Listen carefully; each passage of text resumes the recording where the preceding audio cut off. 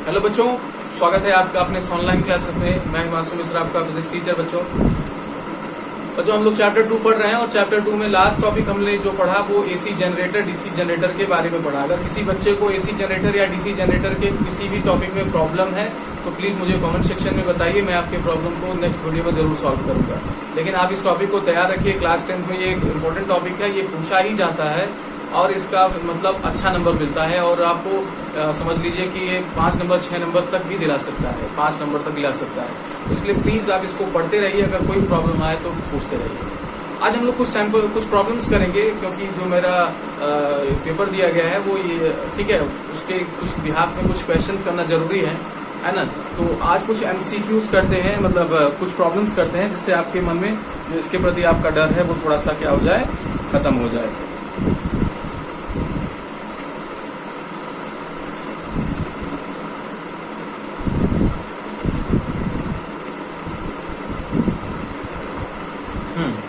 तो पहले हम लोग क्या करते हैं,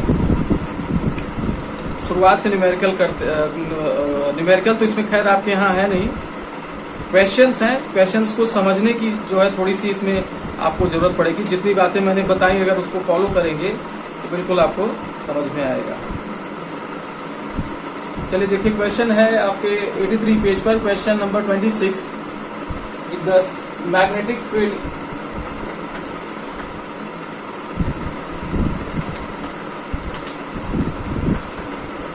inside the magnetic field inside a long straight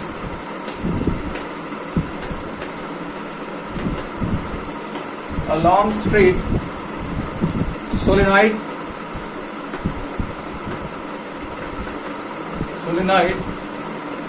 carrying current।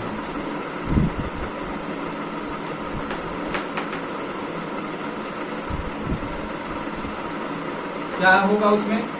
पहला ऑप्शन दिया है इज 0। दूसरा ऑप्शन क्या दिया है? Decrease as we move towards the and.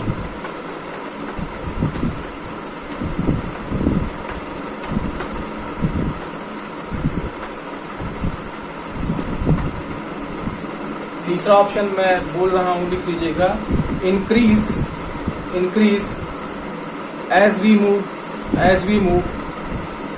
at its end। increase as we move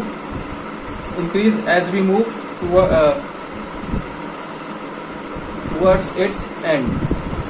last option D is same at all points। it's same at all points। तो चलिए देखते हैं क्या कह रहे हैं। क्या कह रहा है कि हमारा एक सोलेनॉइड है, सोलेनॉइड का जो मैग्नेटिक फील्ड है इनसाइड, सोलेनॉइड के अंदर जो मैग्नेटिक फील्ड है, सोलेनॉइड के अंदर इस तरीके से किसी जुड़ा हुआ है किसी वायर से, ठीक है। तो कह रहा है कि इसके अंदर जो मैग्नेटिक फील्ड है वो क्या किनारे पे जाने पे घटेगा, पहला ऑप्शन। दूसरा ऑप्शन ये कह रहे हैं क्या किनारे पहला ऑप्शन ये था कि 0 होगा, कि इसमें मैग्नेटिक फील्ड 0 होगा। तो 0 तो नहीं होगा, जब तक करंट कैरी हो रहा है तब तक मैग्नेटिक फील्ड शो करेगा। तो फिर दूसरा ऑप्शन कह रहे हैं कि decrease as we move towards the end. किनारे पर जाने पर मैग्नेटिक फील्ड डिक्रीज करेगा, नहीं बेटे, ऐसा भी नहीं है। क्या इंक्रीज करेगा? तीसरा ऑप्शन नहीं। लास्ट ऑप्शन जो डी है कि हर एक पॉइंट पर सेम रहने वाला है। आप सोलेनॉइड के किसी भी पॉइंट पर रहें, मैग्नेटिक फील्ड क्या होता है? सेम होता है। लेकिन आप जब थोड़ा स्टैंडर्ड क्लास में जाएंगे तो आपको किनारे पे थोड़ा सा मैग्नेटिक फील्ड, बहुत ही किनारे पर, मतलब ऑलमोस्ट जब किनारे पे पहुंच जाएंगे तब मैग्नेटिक फील्ड में थोड़ी सी कमी समझ में आएगी। लेकिन इस क्लास 10th के बिहाफ में अगर बात करें तो आप कहेंगे कि नहीं करेगी।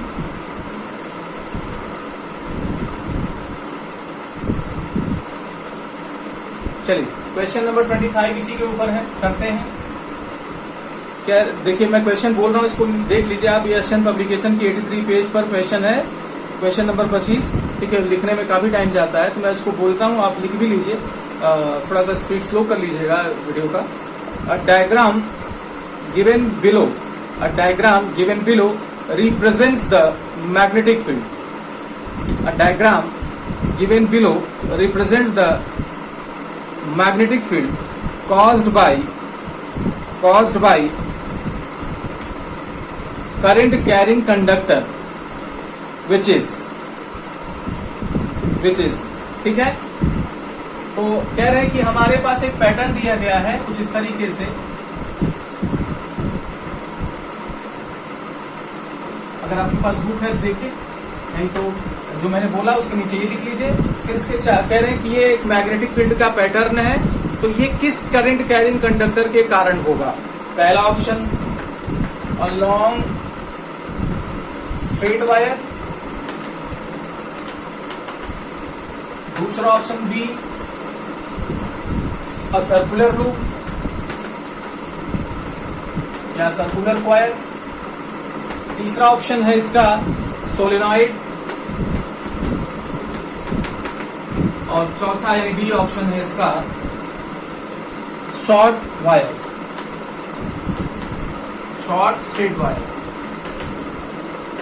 अब बताइए किसका होगा। आप थोड़ा वीडियो को मतलब 2 सेकंड 3 सेकंड के लिए रोक के सोच के बताइए कि ऐसा मैग्नेटिक फील्ड पैटर्न किसके लिए मिलता है। तो स्ट्रेट करंट कैरिंग वायर का मैग्नेटिक फील्ड पैटर्न कैसा होता है बताइए भाई, कोसेंट्रिक होता है कि नहीं होता है, मैंने आपको बताया हुआ है। आपका जो सर्कुलर लूप का होता है उसका कैसा होता है जरा देखते हैं। आपके पास अगर ऐसे सर्कुलर लूप दे दिया जाए, करंट कैरिंग सर्कुलर लूप, तो आपका जो मैग्नेटिक फील्ड होगा वो कैसा होगा, जरा इसको एनालाइज करते हैं। इसको मैंने किसी सेल से कनेक्ट कर दिया, तो आपने ये पढ़ा कि ये क्या होंगे, पहले ये लूप एक छोटे वायर की तरह ऐसे कोसेंट्रिक सर्कल्स बनाते जाएंगे। जैसे ही हम क्या होंगे, इस वायर से इस धर की तरफ बढ़ेंगे, ये लूप क्या होने लगेंगे, बड़े होने लगेंगे, और ऑलमोस्ट जब बीच में पहुंचेंगे तो स्ट्रेट होगा। और दूसरी तरफ जो इधर से पैटर्न क्रिएट होगा वो भी ऐसे ही क्रिएट होगा, और वो भी जब बीच में पहुंचेगा तो स्ट्रेट हो जाएगा। तो ये देखिए, ये हूबहू यही पैटर्न दिख रहा है कि नहीं, कि भाई यहाँ सेंटर है, सर्कल जैसा है, फिर ये सर्कल बड़े हो रहे हैं, फिर ऑलमोस्ट जाके स्ट्रेट हो रहे हैं। इधर भी इसी तरीके का पैटर्न है। तो ये करंट कैरिंग कंडक्टर की कौन सा कंडक्टर होगा, तो आपको पता लग रहा है कि ये सर्कुलर लूप होगा। तो इसका आंसर क्या होगा, सर्कुलर कॉइल होगा। कॉइल बोले या लूप बोले, बात कोई दिक्कत नहीं। कॉइल में क्या होता है, एक से ज्यादा नंबर ऑफ टर्न्स होते हैं, लूप में एक ही टर्न होता है।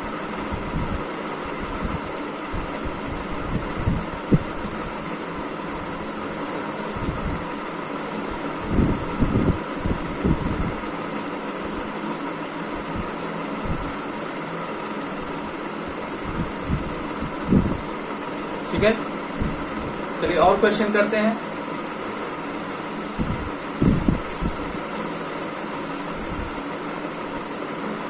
अभी आपके स्क्रीन पे मैं आखिरी में क्वेश्चन दूंगा, उसको आप क्या करिएगा, अपने से क्वेश्चन सॉल्व करिएगा, है ना। आपकी बुक से क्वेश्चन रहेगा, तो आपको थोड़ा कॉन्फिडेंस आएगा कि इससे क्वेश्चन हम कर ले जाएंगे। इसी तरीके से बेटे हम लोग क्वेश्चन लेते हैं। A soft iron, question number 33. A soft iron bar is inserted. A soft iron bar is inserted inside a current carrying solenoid. A soft iron bar is inserted inside a current carrying solenoid. Full stop. The magnetic field inside the magnetic field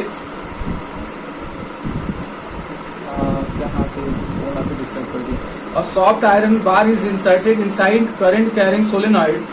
फिर आगे full stop. The magnetic field inside the solenoid, option A, will decrease, option B will increase, option C will become 0, option D remain same.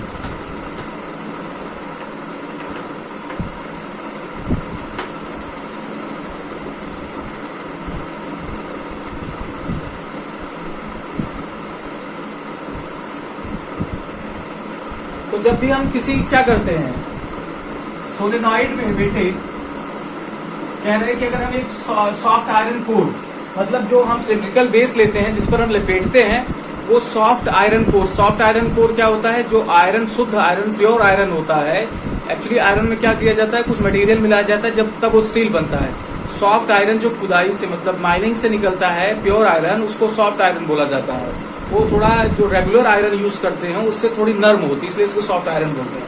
अगर हम उसको इसके अंदर डालते हैं, ये आपके सोलेनॉइड के अंदर, तो मैग्नेटिक फील्ड पे क्या प्रभाव पड़ेगा? तो इसका आंसर क्या होगा? क्या ये डिक्रीज करेगा, क्या ये इंक्रीज करेगा, कि मैग्नेटिक फील्ड को जीरो कर देगा, कि कोई प्रभाव नहीं डालेगा? तो मैंने आपको जब पढ़ा रहा, जब इसको सोलेनॉइड टॉपिक पढ़ाया, तो मैंने बताया कि सॉफ्ट आयरन कोर का क्या रोल है। तो आप अच्छे से उस वीडियो को जाके देखिए, अगर कोई प्रॉब्लम है तब पूछिए, ठीक है। ये सब अच्छे से डिस्कस किया गया। तो ऑब्वियस है बेटे, जब हम इसमें क्या करेंगे, सॉफ्ट आयरन कोर प्लेस कर देंगे, तो ये मैग्नेटिक फील्ड को क्या करता है? सपोर्ट करता है। दैट मीन्स मैग्नेटिक फील्ड को क्या करेगा? बढ़ाने की कोशिश करेगा। तो इसका आंसर क्या होगा? Answer B, will increase. Answer क्या होगा इसका? Will increase.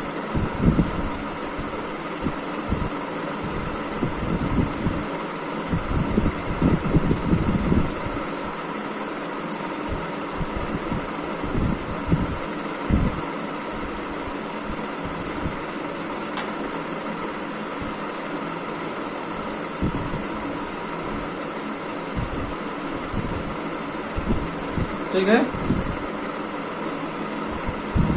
आगे चलते हैं। एक क्वेश्चन और लूंगा।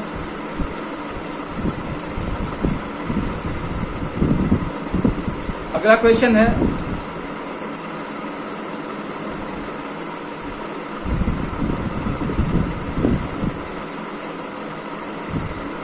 अब क्वेश्चन नंबर 36, पेज नंबर 84 पे। The back face of circular loop of wire is found to be south magnetic pole. The back face of circular loop of wire is found to be south magnetic pole. South magnetic pole. Full stop. The direction of current. Full stop. The direction of current in this phase of the circular loop of the wire will be. The direction of the current in the face of circular loop of the wire will be. पहला option है इसका towards south, B option है इसका clockwise, option C है इसका anti clockwise, option D है इसका